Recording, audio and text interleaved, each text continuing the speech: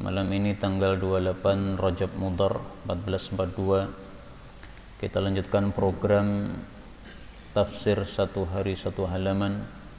Kita sudah sampai pada halaman 566 pada surah Nun ayat 43 sampai dengan Al-Haqqah ayat 8. A'udzu billahi minasy syaithanir rajim. خاشعة أبصارهم ترهقهم ذلة وقد كانوا يدعون إلى السجود وهم سالمون فذرني ومن يكذب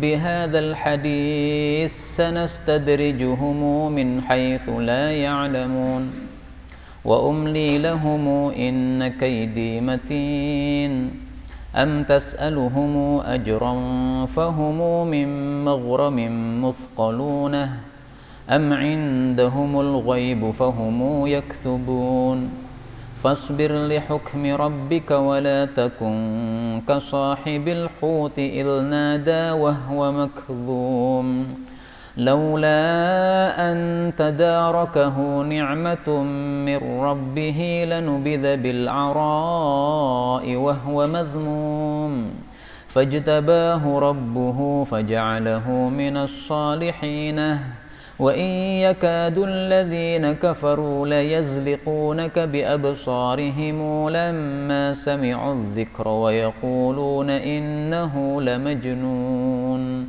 وما هو إلا ذكر للعالمين بسم الله الرحمن الرحيم الحاقة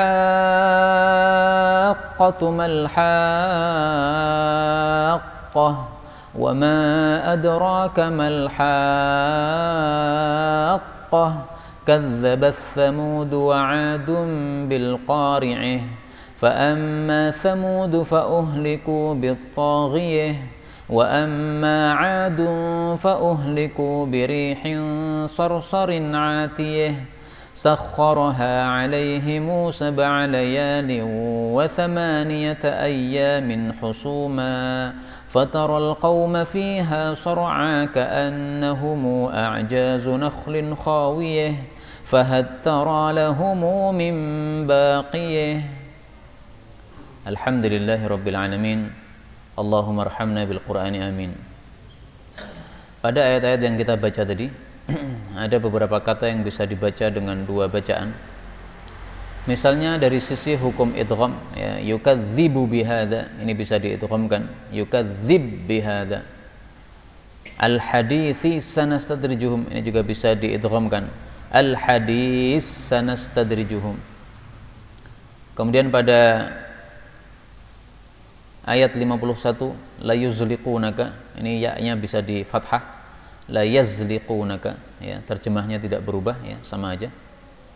Kemudian pada surat Al-Haqqah, nah ini akhir-akhirnya ditutup dengan ta marbutah. Ini pada sebagian qiraah bisa dibaca dengan bacaan imalah, al-qari'ih, boleh juga fathah biasa, qari'ah, taghiyah, taghiyah, atiyah, atiyih. Nah, ini semuanya adalah qiraah-qiraah mutawatirah yang bersumber dari Sayyiduna Rasulullah sallallahu alaihi wasallam.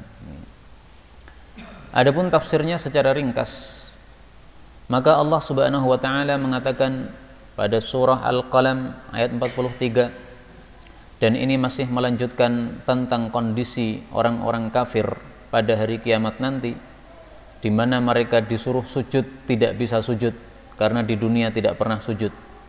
Maka Allah mengatakan khasyi'atan, dalam keadaan tunduk, absaruhum, penglihatan mereka orang-orang kafir, yaitu di akhirat, tarhaquhum, menyelimuti mereka, zillatun, kerendahan, kehinaan, wa qad kanu, dan sungguh adalah mereka dulu, maksudnya di dunia, yud'auna, mereka dipanggil atau diseru, ila sujudi, untuk sujud, yaitu kepada Allah, menyembah Allah, wahum salimun, sementara mereka dalam keadaan selamat atau dalam keadaan sehat, tetapi tidak mau sujud kepada Allah Subhanahu wa ta'ala.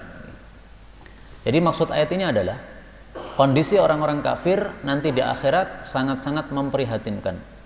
Bagaimana memprihatinkan? Pandangannya lesu, tunduk, seperti itu, sudah tidak ada lagi pengharapan. Dan memang tidak ada lagi pengharapan, karena nasi sudah menjadi bubur. Mereka sudah terlanjut masuk alam akhirat, tidak bisa berbuat apa-apa lagi, amalannya sudah tidak bisa diperbaiki lagi. Tarhaquhum dhillah, penuh kehinaan, ditutupi kehinaan mereka. Dalam ayat yang lain disebutkan bahwasanya wajah mereka penuh dengan kegelapan. Kegelapan karena kemurungan sangat dahsyat sehingga wajahnya jadi gelap. Maka wajah-wajah nanti di akhirat ada dua macam, ada yang putih, ada yang hitam. Mudah-mudahan semua wajah kita diputihkan oleh Allah Subhanahu wa ta'ala. Maka dari sini kita ambil pelajaran bahwa orang-orang yang mereka sombong, tidak mau sujud kepada Allah, itu nanti di akhirat mereka akan direndahkan oleh Allah. Jadi mereka dibalas dengan balasan yang sebaliknya dari apa yang mereka lakukan di dunia. Di dunia sombong, membesarkan diri, menganggap dirinya besar sehingga tidak perlu taat kepada Allah. Maka direndahkan oleh Allah di akhirat, dibalas dengan balasan yang sebaliknya dari apa yang mereka lakukan. Sebagaimana sabda Nabi SAW dalam hadis yang sahih, bahwa nanti orang-orang sombong akan dikumpulkan oleh Allah Subhanahu wa ta'ala dalam kondisi rendah-rendah serendah-rendahnya. Yuhsyarul mutakabbirun, akan dikumpulkan orang-orang yang sombong yaumal qiyamah, pada hari kiamat nanti, amsaladzar, seperti semut-semut kecil, fi suwarir rijal, bentuknya bentuk laki-laki, yaghsyahumudzullu min kulli makan, mereka terliputi kerendahan dari segala penjuru. Yusaquna ila sijnin fi jahannam, mereka digiring kepada satu penjara dalam neraka jahanam yang namanya penjara bulus. Mereka itu diliputi sinar-sinar api-api, apinya para api, dan mereka itu diberi minum dari nanah-nanah penghuni neraka yang disebut tinatal khabal. Na'udzubillahi min syarri dzalik. Hadis riwayat Tirmidzi. Ini hukuman bagi siapa? Mutakabbir, orang-orang yang sombong. Sombong itu definisinya apa? Pertama, menolak kebenaran, itu sombong. Disampaikan ayat Quran tidak mau, disuruh ngatur negara dengan aturan Islam tidak mau, pilih buat aturan sendiri, ini sombong namanya, seperti ini. Yang kedua adalah orang yang merendahkan orang lain, menganggap dirinya paling tinggi, yang lain-lainnya rendah di bawah dia. Nah, ini sombong. Karena itu hati-hati kita dari sombong, jangan sampai bersikap sombong meskipun itu hanya dalam hati, karena itu nanti akan menyebabkan tidak masuk ke dalam jannah. Kemudian Allah mengatakan fadarni, maka biarkanlah saya Allah, wa may yukadzib, dan orang yang mendustakan bihadzal hadis, dengan ucapan ini maksudnya Al-Qur'an. Jadi al-hadis di sini artinya Al-Qur'an. Karena Quran adalah ucapan Allah atau kalam Allah. Sanastadrijuhum, kami akan memberikan istidraj kepada mereka. Bahasa Jawanya, kami akan ngelulu terhadap mereka. Min haitsu, dari arah yang la ya'lamun, mereka tidak mengetahui. Wa umli lahum, dan aku akan memberi tempo kepada mereka, yaitu dengan istidraj tadi. Inna kaidi, sesungguhnya tipu dayaku, yaitu istidraj tadi adalah matinun, sangat kuat. Maksudnya Allah Subhanahu wa ta'ala mengatakan, biarkan saya membereskan orang-orang yang mendustakan terhadap agama, orang-orang kafir itu. Tidak usah digubris. Kewajiban kita umat Islam adalah dakwah, titik, selesai. Adapun orang-orang kafir yang mendustakan dakwah, maka tidak usah digubris. Lanjut dakwahnya, biar mereka dibereskan Allah. Fadharni, biarkan saya bereskan mereka. Saya lebih paham bagaimana cara membereskan mereka. Saya lebih paham bagaimana cara memberikan istidraj kepada mereka. Istidraj itu adalah seseorang diberi nikmat oleh Allah Subhanahu wa ta'ala, padahal dia maksiat, dia merasa bahwa itu adalah karomah, kemuliaan dari Allah, padahal itu Allah maksudnya adalah ngelulu dia supaya dia tambah maksiatnya. Nih, saya tambahi nikmatnya supaya kamu tambah maksiatmu, supaya kamu tambah melampaui batasmu. Akhirnya dia berterus-terusan dalam maksiat tadi, mati dalam keadaan maksiat, dihukum oleh Allah dengan hukuman yang paling berat. Contohnya siapa? Fir'aun. Fir'aun nggak pernah sakit, nggak pernah pusing, nggak pernah sakit perut, nggak pernah ada penyakit menimpa dia. Kenapa? Supaya dia sempurna dalam berbuat maksiat. Nah, begitu sudah sempurna maksiatnya, sudah sangat sombong, dia mengatakan aku Tuhanmu yang paling tinggi, kemudian dibenamkan dalam lautan oleh Allah Subhanahu wa taala. Nah, itu berarti sudah pas waktunya untuk menghukum dia, sudah mentok perbuatan maksiat dia, nah baru kemudian dihukum oleh Allah Subhanahu wa taala. Karena itu ayat ini istidraj, sama dengan ayat yang lain ketika Allah Subhanahu wa taala mengatakan pada surah Al-Mu'minun ayat 55, ayahsabun, apakah mereka mengira, annama numidduhum, bahwasanya kami ini memberikan nikmat kepada mereka, mimmali wa banin, berupa harta dan anak-anak, apakah mereka mengira bahwasanya itu nusari'u lahum fil khairat, kami percepat kepada mereka, kami segerakan kebaikan-kebaikan untuk mereka? Balla yash'urun, bahkan mereka tidak sadar, tidak merasa bahwasanya sedang dilulu oleh Allah Subhanahu wa taala, tidak sadar bahwasanya Allah inginkan bahwa dia semakin maksiat sehingga dosanya semakin besar, sehingga nanti ketika dihukum dosanya sudah maksimal. Demikian juga pada ayat yang lain Allah Subhanahu wa taala mengatakan pada surah Al-An'am ayat 44, falamma nasu ma dzukiru bihi, tatkala mereka sudah lupa terhadap apa yang mereka diingatkan dengannya, fatahna alaihim abwaaba kulli syai', kami buka segala pintu kebaikan untuk mereka, ya, pintu nikmat dibukakan, dicurahkan kepada mereka, hatta idza farihu bima utu, ketika mereka sudah bangga dengan apa yang mereka diberi oleh Allah, akhadnahum, kami siksa mereka baghtah, dengan mendadak, dengan tiba-tiba, fa idzahum mublisun, maka mereka akan putus asa dari rahmat Allah. Ini surat Al-An'am ayat 44. Nah, ini semuanya bicara tentang istidraj. Karena itu kita harus berhati-hati. Kalau kita mendapatkan nikmat yang banyak padahal kita ahli maksiat, bisa jadi itu adalah istidraj dari Allah Subhanahu wa taala. Naudzubillah, harus berhati-hati kita. Kemudian Allah mengatakan, am tas'aluhum, apakah engkau wahai Nabi minta kepada mereka ajron, upah, yaitu dari dakwahnya ini, fahum, maka mereka itu mim maghramin, dari sebab hutang kepada engkau tidak bisa membayar, muthqalun, mereka keberatan, am, ataukah indahum, pada mereka itu al-ghaib, ada ghaib, yaitu ada wahyu, ada ilmu ghaib, fahum yaktubun, lalu mereka menulis ilmu yang ghaib tersebut. Jadi maksudnya gini, kenapa orang-orang kafir itu tidak mau mengikuti dakwah Nabi Muhammad SAW? Apakah mereka punya alasan tidak mengikuti? Bukankah mereka sendiri yang mengatakan bahwa ajaran Muhammad ini bagus, Muhammad ini membawa kebenaran?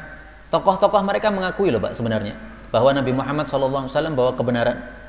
Mereka tidak bisa membantah bahwa Quran kalam Allah. Nah, maka ditanya oleh Allah di sini, apakah kamu itu wahai Muhammad dalam berdakwah ini minta upah? Sehingga mereka tidak mau masuk Islam. Kenapa? Karena minta upahnya terlalu banyak. Kalian harus masuk Islam tapi harus bayar. Bayarnya setiap orang misalnya 1 miliar. Nah, kalau begitu mereka tidak mau masuk Islam, wajar. Kenapa? Masuk Islam harus bayar. Nah, apakah ada ajaran Nabi seperti itu? Enggak ada. Jadi maksudnya Allah di sini adalah membantah alasan mereka. Mereka tidak punya alasan. Alasannya hanya satu, karena hatinya membangkang, itu aja. Hatinya sudah tahu bahwa Muhammad bawa kebenaran, tapi karena membangkang akhirnya tidak mau menerima ajaran Nabi Sallallahu Alaihi Wasallam. Abu Jahal, Abu Lahab, sebenarnya hati kecilnya tahu bahwa Nabi ini betul-betul Nabi. Hati kecilnya tahu bahwasanya Quran yang dibawa ini bukan buatan Nabi Muhammad Sallallahu Alaihi Wasallam. Maka mereka tidak punya alasan kecuali karena hatinya memang membangkang. Karena itu Allah berpesan kepada Nabi, fasbir, sabarlah, li hukmi rabbika, untuk keputusan Rabbmu, wala takun, dan janganlah engkau itu menjadi kasahibil hut, seperti nabi yang dimakan ikan. Nabi siapa? Nabi Yunus alaihissalam. Ketika nada, Nabi Yunus itu menyeru, wahwa, sementara beliau itu makdzum, dalam keadaan susah. Nabi SAW disuruh sabar di dalam dakwah. Apapun ketetapan Allah, sabar. Suruh dakwah, suruh tetap di Mekah, jangan pergi dulu ke Madinah. Maka Nabi itu tidak pergi dari Mekah ke Madinah kecuali terakhir. Para sahabat-sahabat yang lain sudah pergi, beliau baru pergi. Kenapa beliau terakhir? Beliau belum dapat izin. Para sahabat sudah diizinkan untuk hijrah, beliau sendiri belum dapat izin. Nah, baru dapat izin baru keluar. Nah, maka inilah perintah Allah di sini dilakukan oleh Nabi, sabar. Jangan seperti Nabi Yunus. Apa kesalahan Nabi Yunus? Nabi Yunus marah kepada kaumnya sehingga dia meninggalkan mereka padahal belum disuruh oleh Allah. Surat Al-Anbiya ayat 87. Wa dhannuni, dan Nabi yang dimakan ikan. Idz dzahaba mughadiban, ketika dia pergi dalam keadaan marah. Pergi dari kampungnya dalam keadaan marah kepada kaumnya karena kaumnya tidak mau masuk Islam.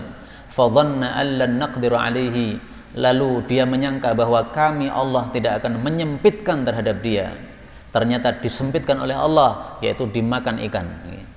Maka dia itu fanada fi dhulumat, dia menyeru dalam kegelapan perut ikan. Apa seruan beliau? La ilaha illa anta subhanaka inni kuntu minadh dhalimin. Nah, gara-gara wiridnya Nabi Yunus ini, akibatnya apa? Fastajabna lahu wa najjaynahu minal gham. Kami selamatkan Nabi Yunus dari kesusahan tadi, dikeluarkan dari perut ikan. Wa kadzalika, dan seperti itulah nunjil mu'minin, kami menyelamatkan orang-orang beriman. Artinya, kalau kita menghadapi suatu masalah yang besar sebagaimana Nabi Yunus, maka cara keluarnya adalah bacalah wirid Nabi Yunus. Ini pelajaran penting untuk kita. Supaya masalah kita cepat selesai gimana? Baca wirid Nabi Yunus, cepat selesai. Nabi Yunus ini tidak lama dalam perut ikan, sehingga karena dia banyak wirid, akhirnya dikeluarkan dari perut ikan. Itu yang dimaksud nada, ya, dia menyeru, ini maksudnya ucapan tadi yang disebutkan pada surah Al-Anbiya ayat 87. Allah mengatakan laula, kalaulah tidak karena antadarakahu, bahwasanya menemui beliau, mendapati beliau nikmatum mir rabbih, nikmat dari Allah subhanahu wa ta'ala, dari Rabbnya, lanubidha, sungguh beliau akan terhampar, bil ara, pada tempat yang luas, wahwa, dalam keadaan beliau itu mazmum, tercela. Artinya kalau beliau tidak mendapatkan nikmat Allah, beliau akan dikeluarkan dari perut ikan di tempat yang luas yang tidak ada tanaman apapun, sehingga nanti bisa mati di situ kepanasan. Tapi Allah tidak membiarkan Nabi Yunus begitu. Kenapa? Nabi Yunus meskipun berbuat salah, tapi sebelum-sebelumnya sudah melakukan tugas dakwah, sehingga tugas dakwahnya ini dihargai oleh Allah Subhanahu wa ta'ala. Sudah melakukan kebaikan-kebaikan yang banyak. Maka ketika dihukum dalam perut ikan, dikeluarkan oleh ikan dari perutnya, itu tidak dibiarkan terlantar oleh Allah. Allah siapkan di situ ada pohon. Pohon itu merindangi Nabi Yunus. Pohon ini berbuah sehingga dia bisa makan dari buah tersebut. Akhirnya jadi segar lagi tubuhnya, sehingga kemudian ketemu dengan kaumnya. Disebutkan pada ayat yang lain, yaitu pada surah As-Saffat ayat 146.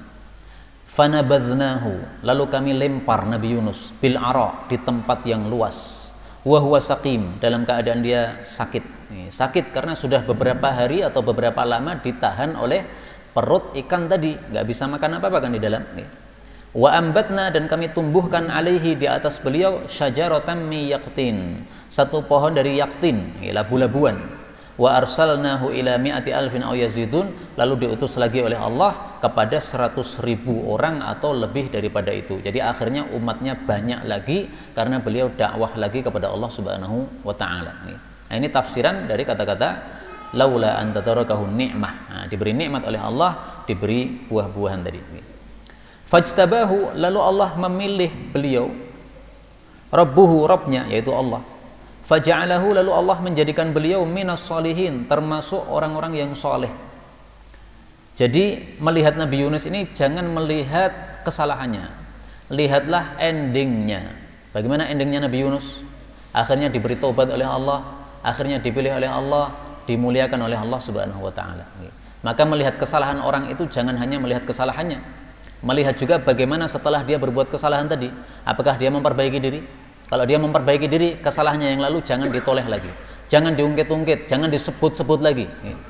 Jangan seolah-olah apa dia orang jelek, begitu, enggak. Namanya orang sudah pernah melakukan kesalahan itu biasa. Manusia semuanya telah berbuat dosa, kita semuanya juga punya dosa. Tapi yang paling penting adalah akhirnya bagaimana.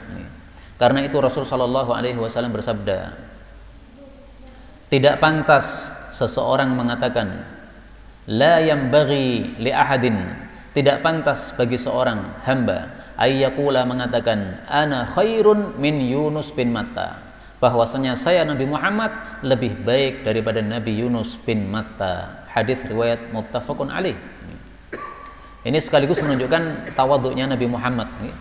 Nabi Muhammad SAW jelas beliau itu lebih utama daripada Nabi Yunus, tapi beliau melarang, jangan mengatakan Nabi Muhammad lebih utama daripada Nabi Yunus. Kenapa? Karena seolah-olah merendahkan Nabi Yunus karena pernah melanggar perintah Allah Subhanahu wa taala, yaitu keluar dari kampung padahal belum disuruh keluar. Nah, itu jangan diungkit-ungkit lagi. Wong beliau sudah tobat, sudah dipilih oleh Allah Subhanahu wa taala.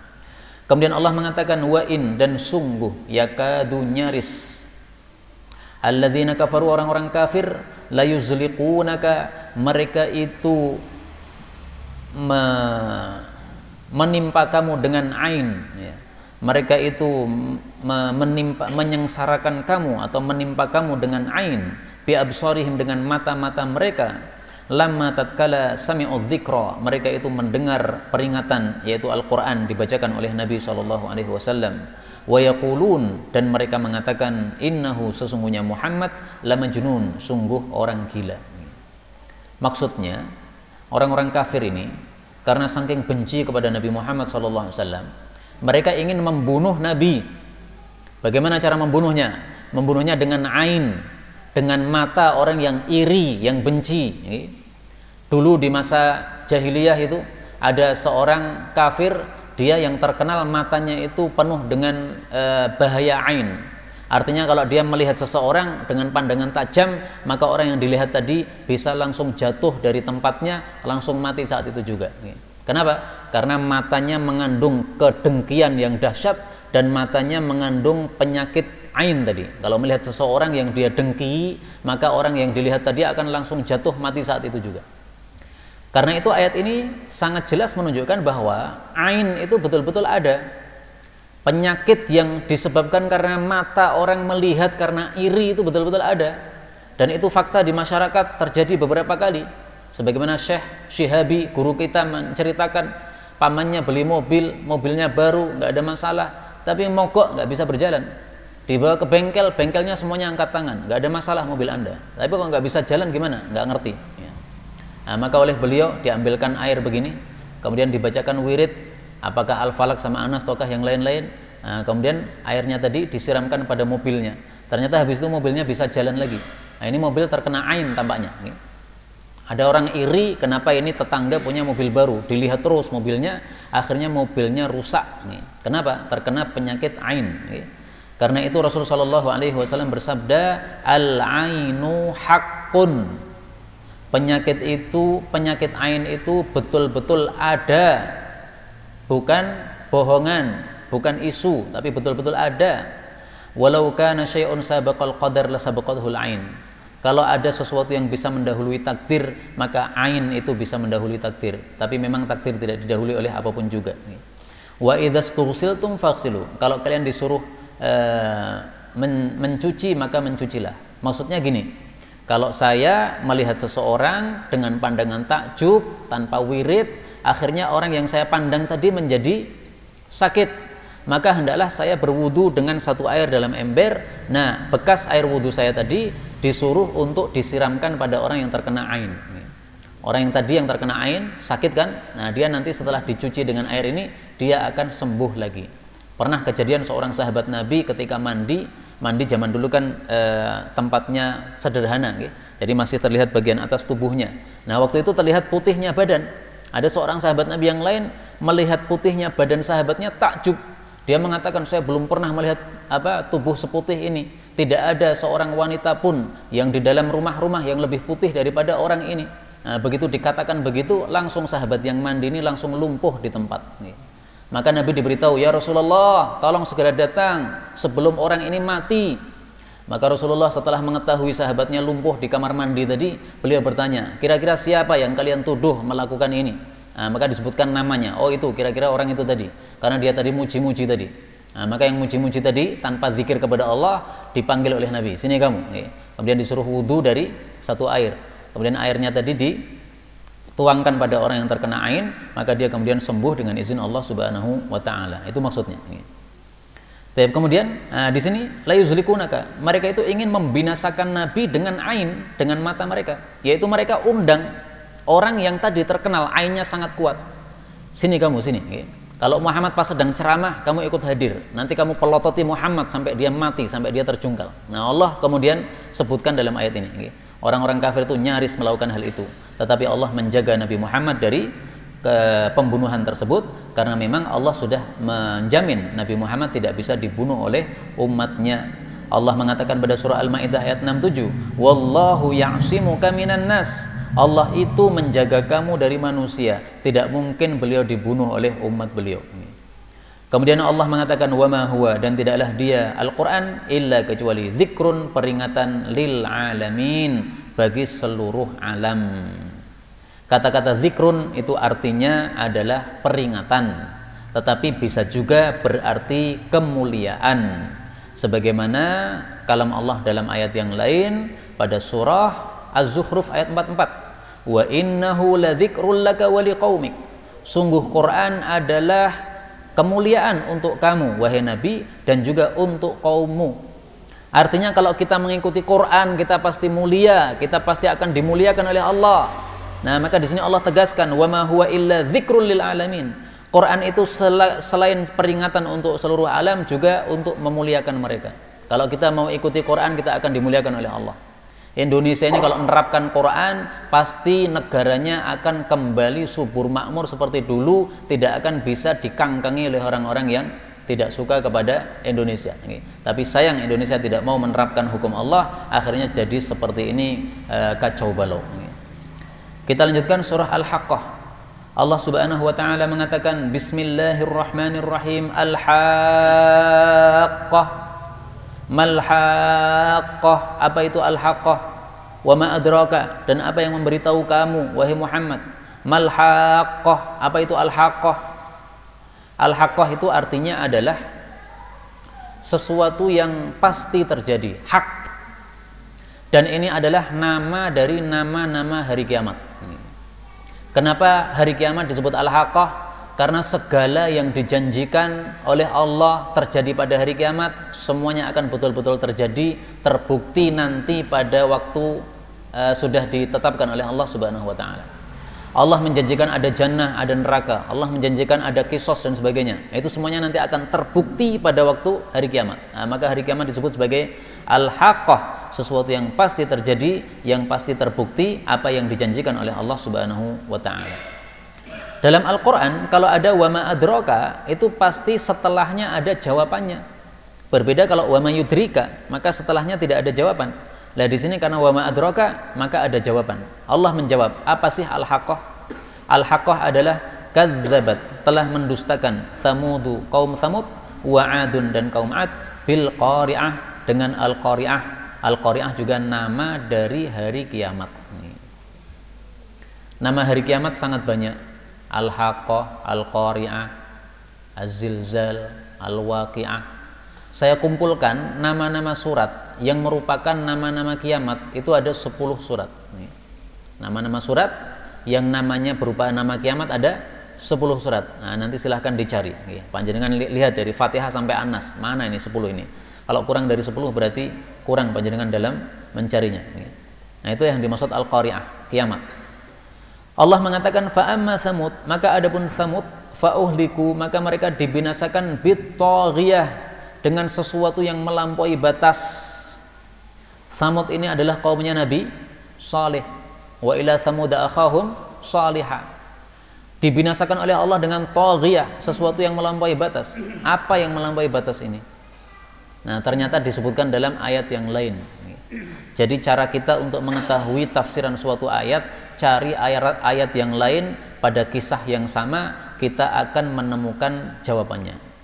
Pada surah Hud ayat 67, Allah bicara tentang Nabi Saleh. Ini nabinya kaum Tsamud tadi, wa ila Tsamuda akhahum Salihah. Maka di sini Allah mengatakan wa akhadhal ladzina zalamu, menyiksa terhadap orang-orang yang zalim, as-sayhah, teriakan yang sangat-sangat keras, fa asbahu fi diyarihim jathimin, akhirnya mereka menjadi mati dalam kampung-kampung mereka. Nah, maka berarti at-taghiyah di sini adalah suatu teriakan yang sangat-sangat keras. Saking kerasnya teriakan tadi disebut oleh Allah sebagai taghiyah, melampaui batas. Kalau kita mendengar teriakan yang sangat keras di depan telinga kita langsung, ini kan telinganya bisa seperti mau pecah. Nah, ini bukan seperti mau pecah lagi, sudah memecahkan telinga ini, karena saking apa? Saking melampaui batasnya suara yang keras ini. Pada sebagian kitab tafsir disebutkan bahwa taghiyah itu artinya adalah dosa. Kalau taghiyah diartikan dosa, berarti fa'uhliku, mereka dibinasakan oleh Allah bitaghiyah, dengan sebab dosa-dosa mereka. Boleh diterjemahkan seperti itu. Lah dosa mereka apa? Dosa mereka yang paling inti satu adalah mendustakan Nabi mereka. Yang kedua, menyembelih onta yang dibawa oleh Nabi Saleh alaihi salatu wassalam. Wa ila Tsamud akhahum Shalihah. Kalau onta itu Nabi siapa? Nabi Saleh, ya? Baik, kembali ke sini. Allah Subhanahu wa taala mengatakan wa amma 'adun, adapun kaum 'Ad. Kaum 'Ad itu kaumnya siapa? Nabi Hud. Wa ila 'adin akhahum Huda. Fa uhliku, maka mereka itu dibinasakan birihin, dengan angin sorsorin yang sangat-sangat dingin, atiyatin, yang sangat-sangat melampaui batas. Yang dimaksud melampaui batas ini adalah sangat-sangat kencang anginnya. Kenapa disebut melampaui batas? Karena angin itu ketika dilepas, baik itu ke timur, ke barat, ke utara, ke selatan, itu ada petugasnya, yaitu para malaikat. Jadi ada malaikat angin, ada malaikat awan, ada malaikat hujan. Malaikat angin ini kalau mengeluarkan angin itu ada batasannya, supaya angin ini tidak merusak umat manusia. Maka malaikat ini ngatur, anginnya keluarnya segini aja, ke arah sana, karena kalau ke arah semuanya ke arah yang sama nanti bisa rusak. Nah, diatur oleh malaikat. Lah ini tidak mau aturan malaikat, dia atiyah, dia melampaui batas, tidak ikut aturan malaikat. Loh, kok bisa angin seperti itu? Atas izin Allah bisa. Jadi Allah izinkan angin ini untuk melampaui batas. Kenapa? Memang untuk menyiksa orang-orang yang kafir kepada Allah Subhanahu wa taala. Nah, maka angin tadi sangat kencang, sangat dingin, sangat keras suaranya. Namanya angin kencang itu apa? Suaranya sangat keras sekali. Nah, itulah angin yang dikirim oleh Allah untuk menghancurkan kaum 'Ad. Angin ini disebut dengan angin dabur, sebagaimana sabda Nabi sallallahu alaihi wasallam, nusirtu bis soba, aku ditolong oleh Allah dengan angin soba, wa uhlikat 'adun bid dabur, adapun kaum 'Ad dibinasakan dengan angin dabur. Hadis riwayat muttafaqun alaih. Ini nama-nama angin, ya. Angin dari arah timur ke arah barat itu namanya angin soba. Kalau angin dabur ini dari barat ke arah timur. Jadi angin ini dari arah manapun itu ada namanya dalam bahasa Arab. Kemudian Allah mengatakan sakharaha, Allah menjalankan angin tersebut alaihim, kepada mereka, sab'a layalin, selama 7 malam, wa thamaniyata ayyamin, plus 8 hari. Jadi 7 malam 8 siang, husuman, dalam keadaan berturut-turut, bertubi-tubi. Fatarul qauma, lalu engkau melihat kaum tersebut, yaitu kaum 'Ad, fiha, di dalamnya, sor'a, mereka mati semuanya. Ka'annahum, seolah-olah mereka itu a'jazu, pokok-pokok nakhlin, pohon kurma, khawiyah, yang sudah roboh, yang sudah gopong, roboh dan gopong, sudah dalamnya sudah nggak ada isinya. Nah, inilah kondisi orang-orang yang disiksa oleh Allah dengan angin dabur tadi. Anginnya dingin, sangat kencang, sangat keras suaranya, selama 7 malam 8 hari. Bayangkan, Pak, kita 5 menit saja mendengar angin kayak gitu pasti ketakutan, apalagi 1 hari, apalagi 7 hari, 1 pekan, udah nggak bisa dibayangkan. Ini kalau Allah sudah murka kayak begini. Karena itu dalam ayat yang lain Allah Subhanahu wa taala mengatakan inna batsya rabbika syadid. La syadid. Sesungguhnya pukulan Allah Subhanahu wa taala itu la syadidun, sungguh sangat dahsyat. Maksudnya siksa Allah kalau sudah dikirim itu sudah sangat dahsyat, tidak tahu ampun lagi. Ini surat Al-Buruj ayat 12. Allah mengatakan di sini ka'annahum a'jazu nakhlin khawiyah. Mereka seperti pokok pohon kurma yang sudah rapuh. Pohon kurma yang sudah mati, rapuh, dalamnya sudah kosong, gopong, itu nanti akan jatuh sendiri, tidak usah dijatuhkan. Sudah tidak ada lagi dahan-dahannya. Nah, kondisi mereka kayak begitu. Berarti mereka tangan-tangannya sudah lepas, kaki-kakinya mungkin juga sudah lepas, sudah nggak ada cabang-cabangnya lagi, dan kepalanya juga sudah lepas dari tubuhnya. Demikian disebutkan oleh para ulama tafsir. Kenapa? Saking kencangnya ini, Pak. Manusia dibawa angin kencang, nabrak tembok, nabrak apa-apa, lepas tangannya, kakinya lepas, gundule hilang, maka begitu anginnya selesai, tinggal mereka itu badan-badan sudah pada jatuh ke tanah semuanya, sudah tidak bernyawa, tidak ada sisa satupun juga. Allah mengatakan fahattara, maka apakah engkau melihat lahum bagi mereka mim baqiyah, sisa? Satu orang pun sisa ada di antara mereka? Enggak ada. Maksudnya mati semua total. Dan mereka tidak meninggalkan keturunan. Jadi keturunan manusia sekarang ini tidak ada satupun dari kaum 'Ad yang mendustakan Allah. Kenapa? Allah mengatakan kamu tidak melihat pada mereka ada sisa, baik itu sisa dari mereka atau dari keturunan mereka, enggak ada. Inilah siksa Allah Subhanahu wa taala kalau sudah datang. Siksa seperti ini oleh para ulama disebut siksa istisal. Sisa istisal itu adalah siksa yang menghabiskan semua yang disiksa. Tidak ada sisa sama sekali. Kalau masih ada selamat 1, 2 itu belum istisal namanya. Istisal itu total semuanya habis. Nah, siksaan istisal ini dikhususkan oleh Allah untuk umat-umat terdahulu. Umat Nabi Muhammad SAW, umat yang marhumah, yang dirahmati oleh Allah, sehingga Allah tidak akan menyiksa mereka dengan siksaan istisal. Masih ada selalu umat Islam sampai nanti menjelang hari kiamat, sampai perang dengan Dajjal.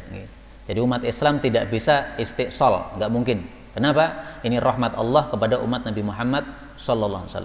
Orang kafir seandainya seluruh dunia ini sepakat nih, mari kita basmi umat Islam, pateni kabeh, nggak bakal bisa. Kenapa? Ini sudah janji dari Nabi SAW bahwa kita umat Nabi Muhammad tidak mungkin diistisal oleh Allah Subhanahu wa taala. Oleh orang-orang kafir dibunuh semua, nggak bisa. Alhamdulillah, ini adalah berkat rahmat Allah dan karena berkah Nabi Yuna Muhammad sallallahu alaihi wasallam, dan inilah yang dapat kita pelajari pada malam hari ini, benarnya dari Allah Subhanahu wa taala, dan apabila ada salahnya fa astaghfirullahal azim li wa lakum. Sisa waktu kalau ada pertanyaan dipersilahkan.